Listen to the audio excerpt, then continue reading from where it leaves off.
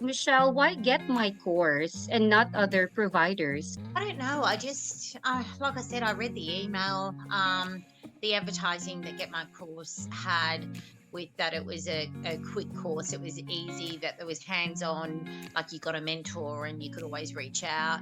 That you could also pay for the course upfront, or if you didn't have the money, you were able to pay that off. So it gave you lots of options. It was very flexible. So I think maybe the marketing and that just grabbed me when I read it. I was like, oh, you know what? I'll just give it a go, see how I go, and didn't really think any more of it. But then, like I said, when I rang Get My Course and spoke, everyone just seemed so helpful, so happy, and so willing to provide any assistance that you needed, that it just seemed quite easy.